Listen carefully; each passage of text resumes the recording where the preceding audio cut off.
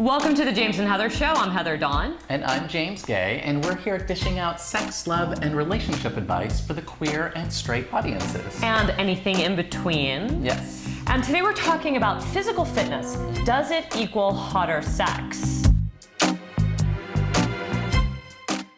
Good question. I think we're gonna find out. Exactly. We have a really special guest with us today, Miyoko, who is a Playboy radio talk show host, as well as involved with a company called Inverted Play. But I'm going to allow you to talk more about you than I will talk about you. Well, and also, I just want to say that we met her at the Sexual Health Expo, the She Expo, where you were doing inverted play for the audience, which was great. Yes. Yes. And it's funny because sex fitness and fitness in general, I think, can provide people with a little bit more endurance, more strength. You're definitely working muscles that are I'm going to work my muscle right now. I'm going to use James as my base because I have these all prepped up. And I'm just going to get my little, there you go. Speaking of muscle. Oh, this is good. I am prepping. So this would be great for overall fitness. Right. Not necessarily going to do triceps. a whole lot for you when Right. it comes to the bedroom, except for being able to hold yourself above your partner. There you go. Which is good. I mean, Right. there's a lot of great things that fitness, can allow you to do that maybe you wouldn't be able to maintain with your body otherwise. Right. Because I don't want to say that people who are more physically fit have better sex. I would never even dream of saying something like that because everybody is a different body style, different shapes, flexibility, sizes, everything. Right. And a lot of people have really great sex. Yeah. Regardless of body shape, size, ability. Yeah, right? the most important thing is just being comfortable with your body. Right. So if you have that, if you're open to being touched and are aware of your body and what's happening with your body, that's going to actually enable you to have hotter, better sex Right. than anything else. However, Absolutely. And movement, the ability to move and do whatever, again, like you said, gives that you more enhances. options. Exactly, it Right. enhances. It Right. opens up the menu. There you go. And we saw a lot on your menu at that Sex Health Expo, the She Expo, where you guys had taken, I think it was a sex swing, right? And then they were doing AcroYoga on a sex swing. And then my head, because again, you guys are both very beautiful, I'm sitting here going, can that be done naked? And then what's going on here?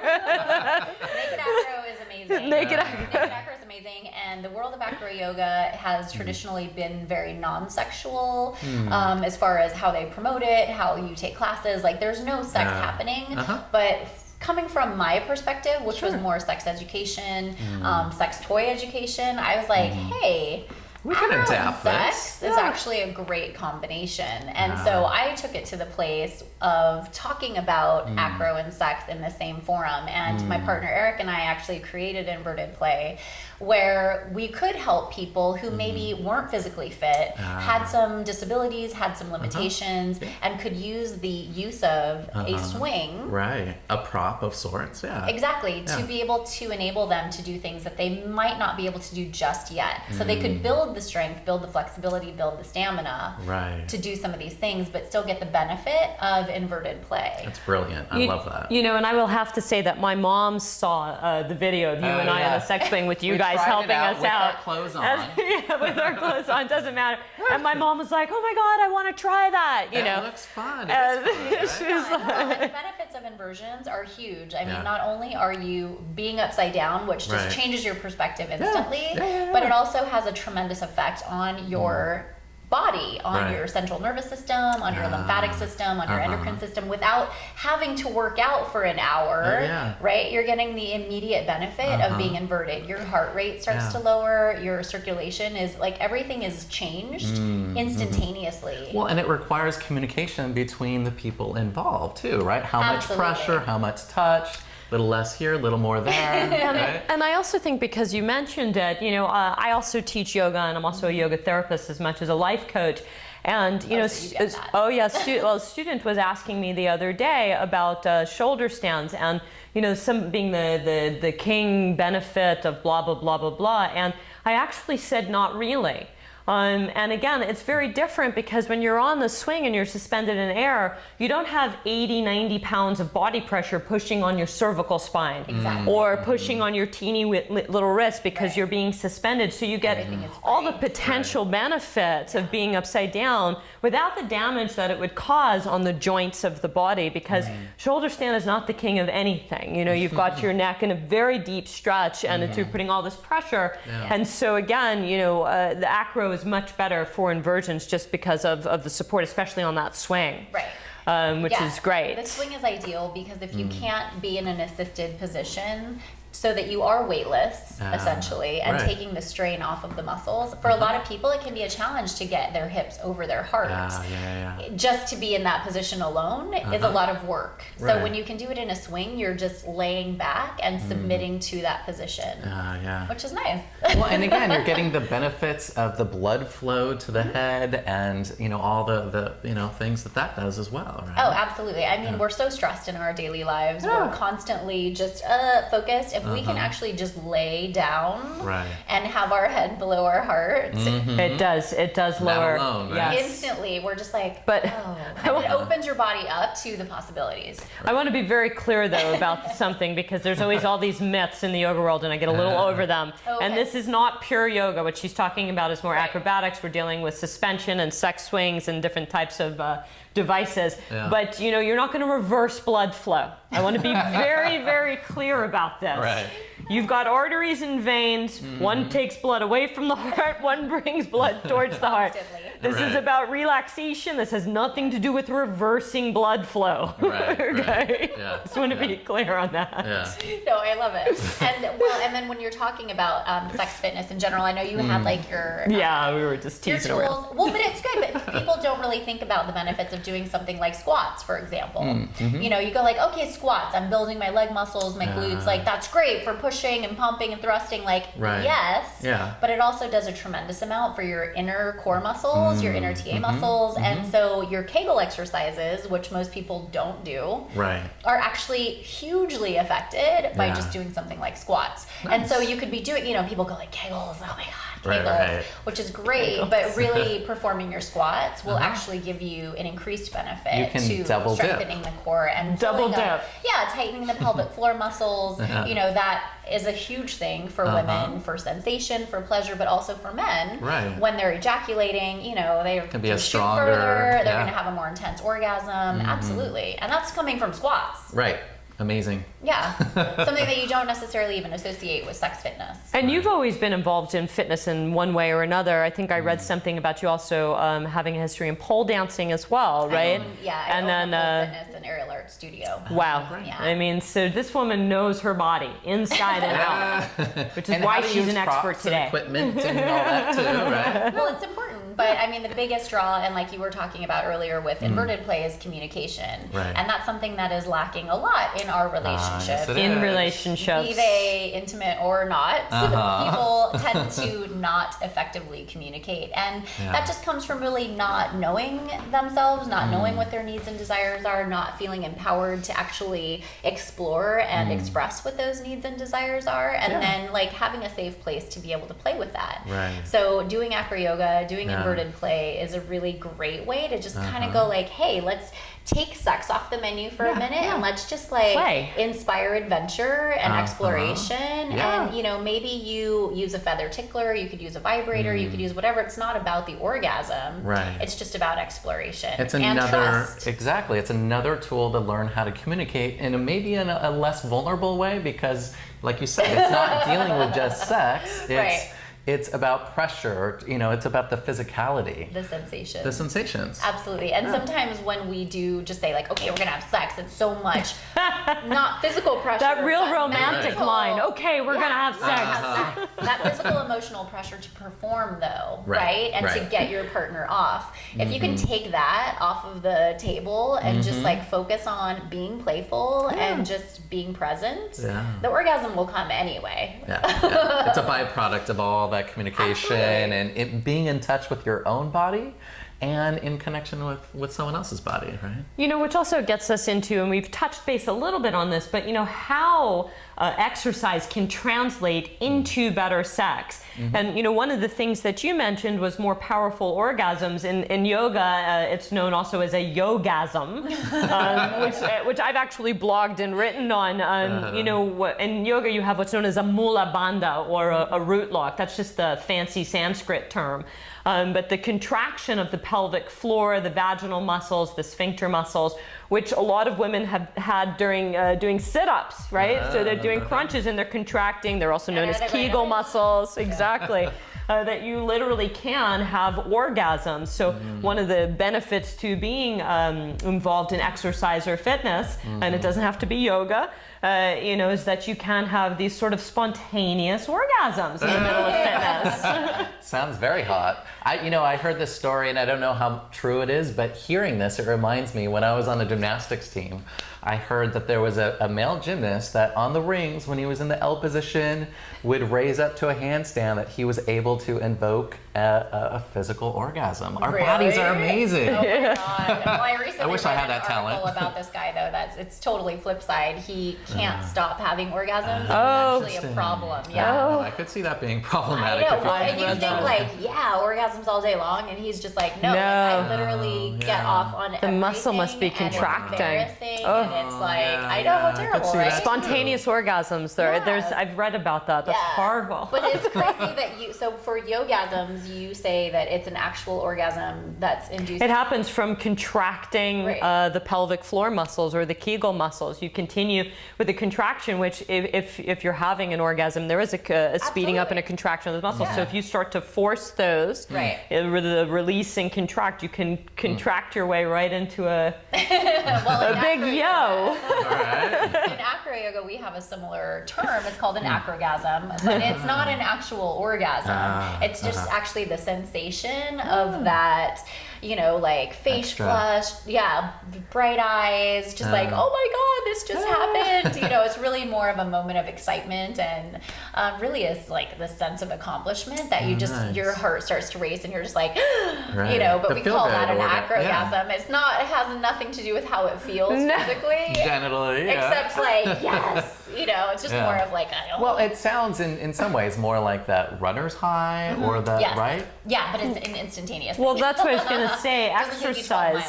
Exercise does release endorphins, and then those endorphins can stimulate sex hormones. Testosterone being a big one. Testosterone being a big one. So there is that benefit to fitness. The other benefit, of course, if you're looking to lose weight, what is it they're saying? 100 calories to 30 minutes of sexercise. Depending on how aerobic it is, right? Yes, But even the act of muscles contracting and kissing and hugging, it doesn't have to be too rigorous. I'm sure it would be more. Right. But yeah. You get like an exercise ball and get the core muscles that's working. That's a great prop. An exercise ball. Exercise ball. It's great for sex. Right. Sexercise ball. Great for sex. And anything that's going to elevate the hips can really allow for new positions, which is nice for both male and female. So, having the hips pulled up really exposes all of the nerve endings, and it's tilting the pubic bone up toward wherever is being, or the stimulus is, I should say, whether it's through oral play, through digital play, through penetration, having the pelvis tilted up is a great, helpful. Well, it's just a whole different sensation, and the amount of pleasure that can be established there is great, but a lot of people can't maintain that position, which is where the use of aids, fitness or props or aids come in handy. Right. And that sort of gets us to another question, which is that are there better fitness choices for sexual play? Because really, I think when we're looking at fitness, we're looking at, I guess, three main components, right? Cardio training, strength training, and more meditative body-mind training like yoga or acro-yoga. Actually, yours kind of combines all three. It combines quite a lot, actually. Yeah. I mean, you're working not only large muscle groups, but small muscle groups. Right. So, is there a better choice with your partner or whoever you're dating in terms of exercise? And I think it's important to see what each of them are doing. Like cardio increases all those endorphins. And they've done studies on males that, 20 or 30 minutes of brisk or vigorous exercise actually helps with erectile dysfunction issues. Yeah, it can increase your, I love how I'm pointing at you and saying that. I gotta get on that cardio machine, apparently. I'm just helping his dating life. But that's the thing. It's like it can increase intensity of orgasms. It can make you, more agile or move in different ways. Women become more sensual. They were saying there was a study. Through cardio. Now we're talking. Yeah, when we're talking about like cardio. I find that hard to believe. But Studies show. I'm pointing my finger again, but studies show 15 minutes after a woman has worked out that there is heightened sensation in her body. I agree with that. That leads to more arousal. Within 15 minutes, by the way, it slowly starts to disappear the longer she steps away from that, and it can move into more exhaustion, by the way. No, for sure. And I'm not saying that it wouldn't have that effect. What I find, though, through cardiovascular exercises, through that form of exercise, is it's lacking sensuality tremendously. Oh, no, I'm talking right after. So I'm not saying the body's not prepped. I'm saying the mind is nowhere near what's happening with the body, unfortunately. Like, I feel like if you're on a machine or you're running or whatever, like, it's not a sensual right after experience. No. Like, your body may be primed, but you're so detached from anything sexy and sensual, which is what the disappointing aspect of it is. I'm laughing to myself because, we go to one of the same gyms together, and there are some women there, though, who are on that cardio machine, and they're running, and they're all made up, and the boobs are like barely supported. It's like somewhere between running and being like, ask me out on a date now. And there's like a runway. They look their best. Exactly. Skin's glowing. But strength training, like you were talking about the squats and stuff earlier, and of course a lot of the AcroYoga does involve some level of strength, I'm assuming. Absolutely. Actually increases the growth hormone. And growth hormone, again, related into testosterone, as soon as I get my speech back, and can also will help with better orgasms and more sustainability during sex. Yeah, the large muscle groups definitely for endurance are huge. Like even if you're talking about something simple like G-spot stimulation, for example, like the tendency is for people just to use their forearm. There is nothing simple. There is nothing simple about G-spot stimulation. Let's get clear on that. Yes, let's be clear. But go ahead. Yeah. Let's look at your forearm. Wait, we want to watch this. All I'm saying is simple in the sense that it doesn't involve a bunch of like apparatus or crazy positions or whatever. Like, I mean, really, you can just use your fingers for G-spot stimulation. Right. I want to get back into that position. So now we're talking about forearms. Like people generally are only going to utilize their forearms when it comes to G-spot stimulation instead of engaging their entire like shoulder, their deltoids, their lats. Like, really what you want to do to be able to sustain that position and the momentum and the force, you're going to have to involve your entire body. And so even like there's a great guy who does sex hacks named Kenneth Play, and he talks about getting into position so that you can use gravity as well. Tricks. Tricks are great, but it involves larger muscle groups, and to be able to have that endurance and stamina, you're gonna need to have some actual capacity to do that with your larger muscle groups. So even thrusting, when it comes to like doggy style or like whatever, like to have some good glutes and quads like that aren't gonna burn out on you.